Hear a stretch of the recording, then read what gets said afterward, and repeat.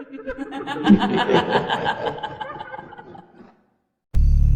की कहानी इंडोनेशिया के एक छोटे से टापू पर बसे दुसुन की है। दुसुन यानी गांव से भी कम घरों वाला एक कस्बा, जहां गिनती के ही लोग होते हैं।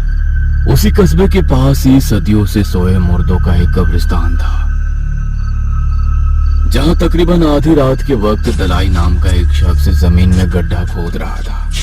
उसके पास ही कफन से बंधी हुई एक लाश पड़ी हुई थी, जिसे सिर से पैर तक बेहद कसकर बांधा गया था। दलाई होश में नहीं था। वो गड्ढा खोदते हुए बड़बड़ा रहा था। मुझे माफ करना मेरे भाई, मेरी गलती की वजह से तेरी जान चली गई। मुझे दुख है कि मैं तुझे बचा नहीं पाया। इसके बाद उस शख्स ने कफन की गांठें खोले बिना ही लाश को धीरे से गड्ढे में गिरा दिया और मिट्टी से ढकने लगा। अलविदा मेरे भाई, ऊपर वाला तुझे जन्नत अता करे।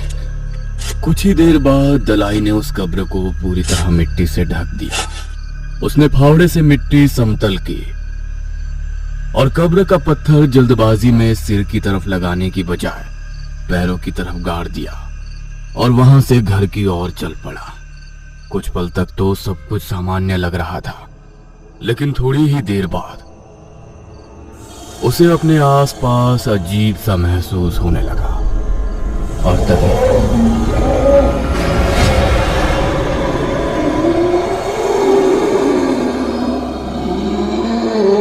उसके ठीक सामने वही कफन में लिपटी लाश आकर खड़ी हो गई, जिसे देख दलाई की आंखें डर से बाहर निकल आई। उसकी चीख कब्रिस्तान की खामोशी को चीरती हुई दूर दूर तक फैल गई। उस रात के बाद से दलाई की मानसिक हालत कभी ठीक नहीं हो पाई। वो अक्सर खाली हवा से बातें करता रहता, अचानक आधी रात को चीखते हुए उठ बैठता। कस्बे वालों ने इसे सदमा समझकर नजरअंदाज कर दिया, लेकिन कहानी यहीं खत्म नहीं हुई थी। आज इस घटना को तकरीबन 20 साल गुजर चुके थे। वो छोटा सा कस्बा अब भी कई खौफनाक किस्से अपने अंदर दबाए बैठा था। दलाई का भतीजा देदेन इंडोनेशिया के छोटे से शहर में अपना इलाज करवा रहा था। देदेन डॉक्टर के पास ऐसी गंभीर समस्याएं लेकर आया था जो डॉक्टर की समझ के परे थी। देदेन, दवाइयों का असर धीरे धीरे होगा। तुम दवाइयां तो टाइम पर ले रहे हो ना? यस डॉक्टर, मैं अपनी दवाइयां टाइम पर ले रहा हूं, लेकिन वो मुझे अब भी हर रात खिड़की के बाहर खड़ा हुआ नजर आता है। क्या तुम मुझे बता सकते हो, तुम्हें वो कफन में लिपटा हुआ शख्स कब से नजर आता है? यही कोई 1.5 महीने से। ठीक है, चिंता मत करो, तुम ठीक हो जाओगे। मैं ऑस्ट्रेलिया से आते ही तुम्हें मिलता हूं।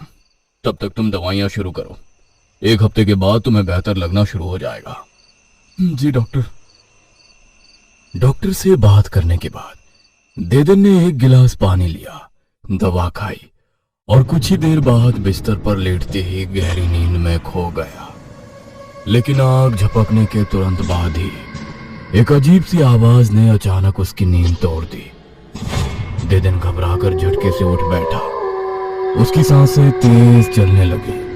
आवाज अभी भी साफ सुनाई दे रही थी, जैसे उसके कमरे की छत पर कोई जोर जोर से उछल रहा हो।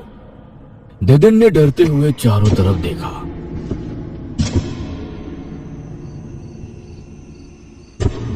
और धीमी आवाज में खुद से बड़बड़ाया, इतनी रात गए छत के ऊपर कौन हो सकता है? देदेन ने घबराते हुए तुरंत अपना फोन उठाया और अपनी गर्लफ्रेंड लिली को कॉल लगाया। Hello lily. हाँ देदेन, बोलो, सब ठीक तो है ना? नहीं लिली, कुछ भी ठीक नहीं। मुझे फिर से वही आवाजें सुनाई दे रही हैं। वही मेरे गांव के घर वाले सपने आ रहे हैं, जबकि मैं ट्रीटमेंट भी करवा रहा हूं और समय पर दवाइयां भी खा रहा हूं। कुछ समझ में नहीं आ रहा है लिली। देदेन, मुझे लगता है तुम्हें कुछ दिनों के लिए अपने गांव दुसुन वाले घर जाना चाहिए। तुम अपने अंकल आंटी के पास जाओ, थोड़ा रिलैक्स करो। शायद वहां से लौटने के बाद तुम बेहतर महसूस करो। देदेन कुछ सेकंड तक चुप रहा, फोन पर बस उसकी भारी सांसों की आवाजें सुनाई दे रही थी।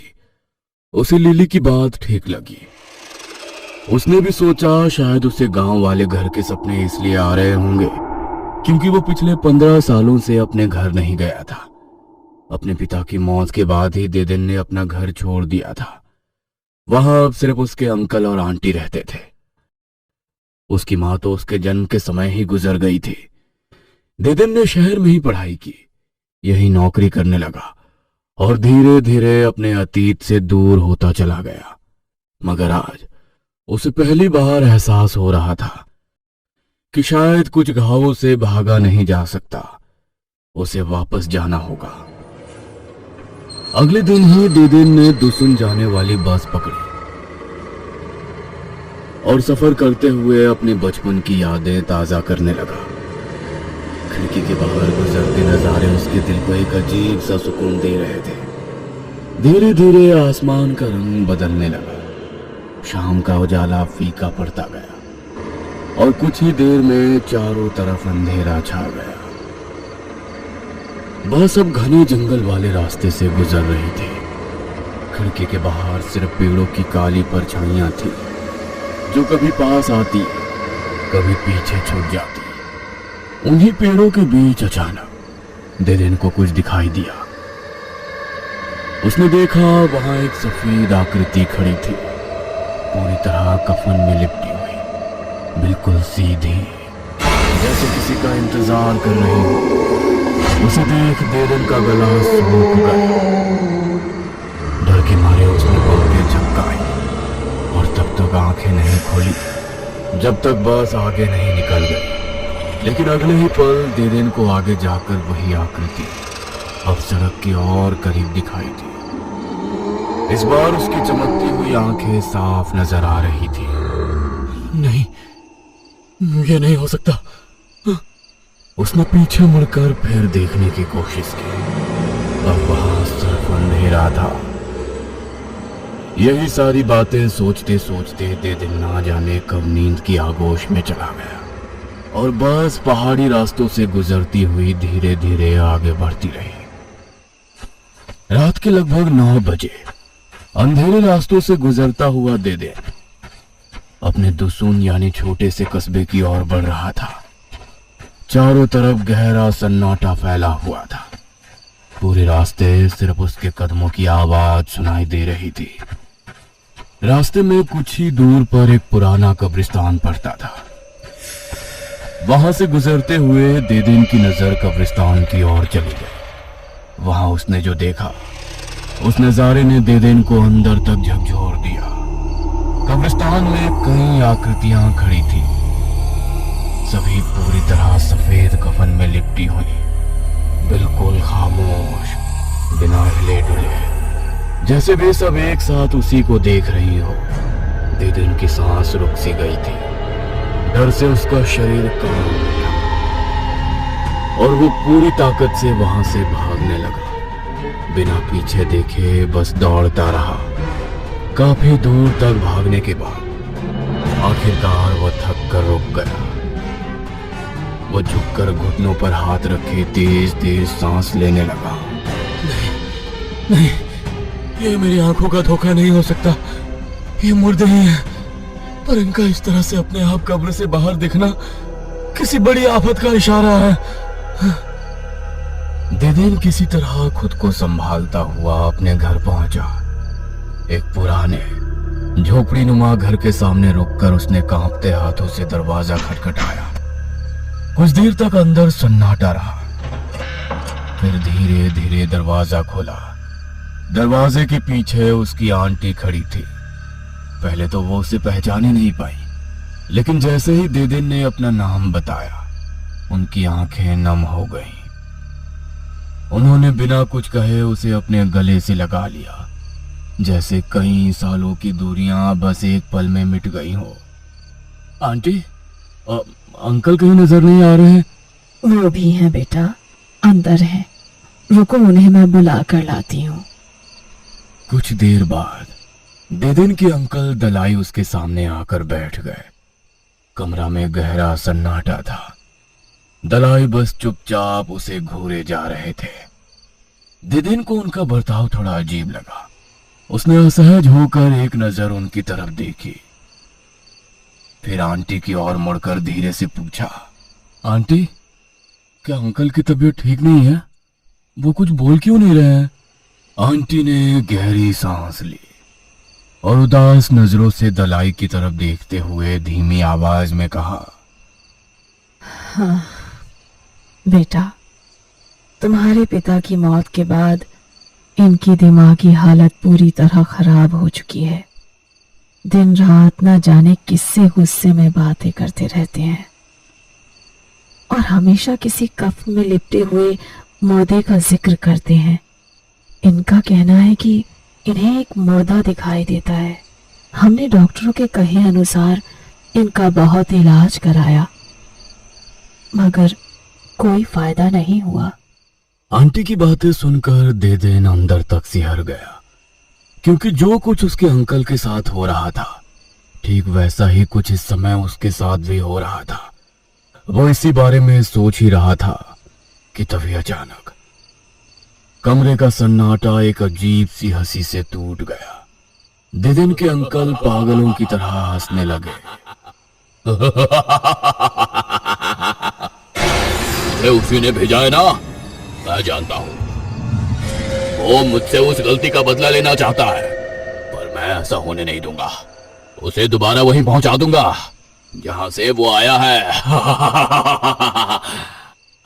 आंटी दलाई को पकड़कर अपने साथ अंदर ले गई, फिर उन्हें उनकी दवाइयां देकर सुला दिया गया। इसके बाद देदेन ने अपनी आंटी से कई सवाल पूछे, जिसमें से कुछ सवालों के जवाब तो वो दे रही थी और कुछ सवालों के जवाब देने से वो बच रही थी। देदेन ने महसूस किया कि वो कुछ बातें छुपा रही हैं। उसी बेचैनी के साथ वो आधी रात तक जागता रहा और जैसे ही नींद आने लगी, खिड़की पर किसी की परछाई उभर आई। देदेन सहम कर उठ बैठा। अचानक देदेन ने खिड़की की तरफ देखा तो वो वही कफन में लिपटा मुर्दा खड़ा था। बिल्कुल चुपचाप खड़ा था और लगातार उसी को घूरे जा रहा था। और जैसे वो कमरे में दाखिल हुआ, देदेन हिम्मत जुटाकर बाहर की ओर भागा। बचाओ, बचाओ! तभी अचानक घर का दरवाजा जोर से खुला।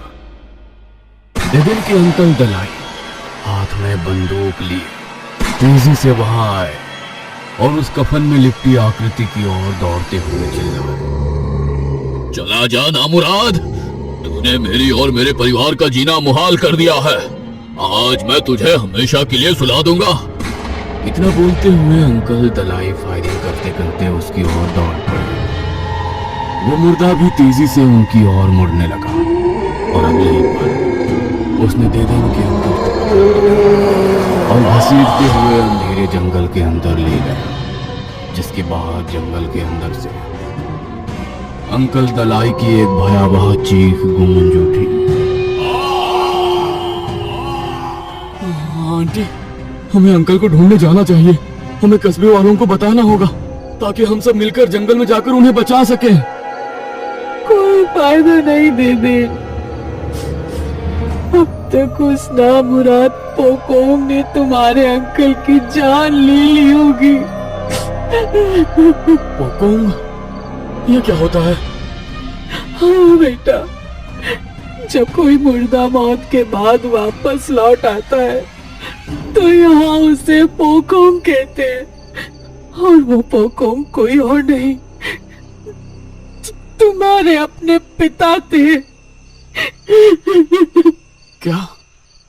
पर ये कैसे मुमकिन है? वो ऐसे क्यों बन गए? आज से करीब 20 साल पहले तुम्हारे अंकल की एक गलती की वजह से तुम्हारे पिता की जान चली गई थी। तुम्हारे अंकल और तुम्हारे डैड इन्हीं जंगल में लकड़ियां काट रहे थे। उस दिन तुम्हारे अंकल दलाई नशे में थे। तुम्हारे डैड उन्हें गलत तरीके से लकड़ी काटने से रोक रहे थे, मगर उन्होंने बात नहीं मानी।